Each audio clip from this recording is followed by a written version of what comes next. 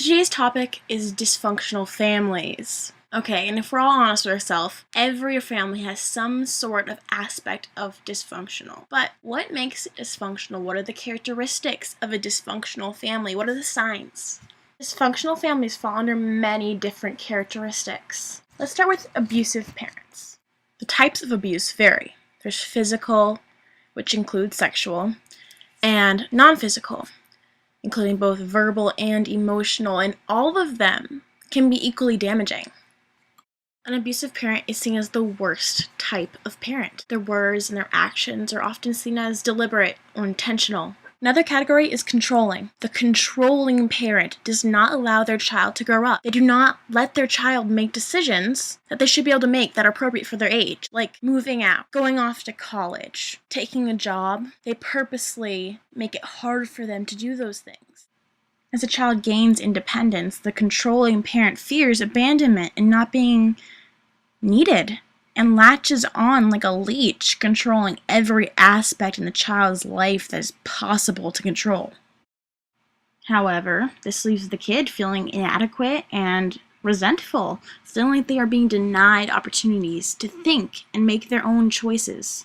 Then there are the deficient parents, and they are guilty by their own omission. They fail to act in one or more ways. This may involve physical or emotional neglect. They could be failing to provide something that the child emotionally or physically needs.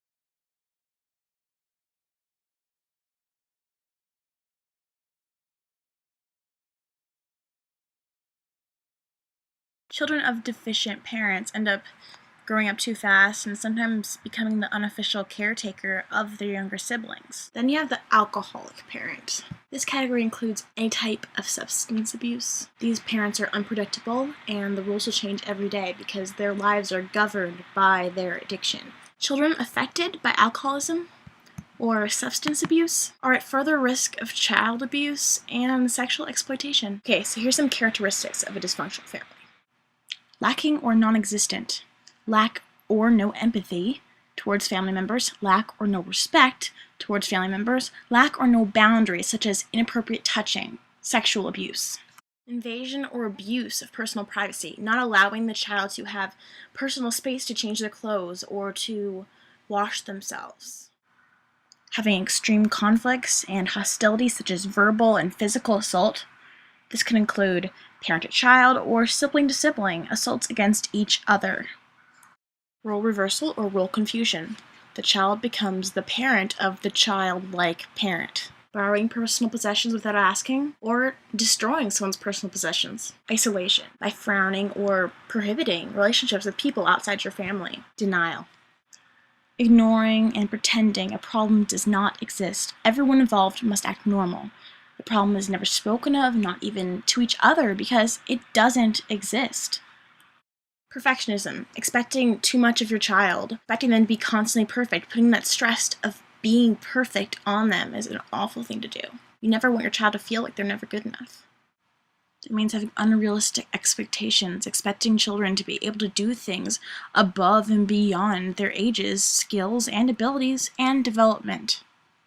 Emotional abuse, verbal abuse, and ridiculing. Rigid and extreme rules, like an example is religion fundamentalist.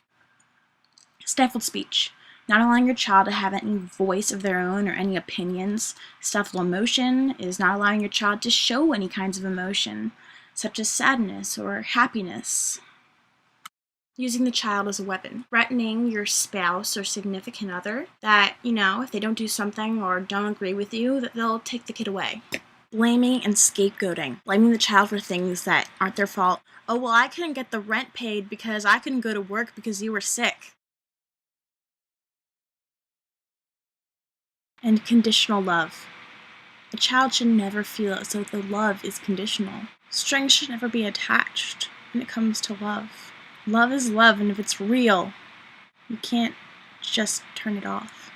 So if you're a little too familiar with any of these problems that I've mentioned, maybe you should talk to somebody about it, because these are not normal things. Sometimes you're just like, oh, that's just how they are. That's not how they should be, though.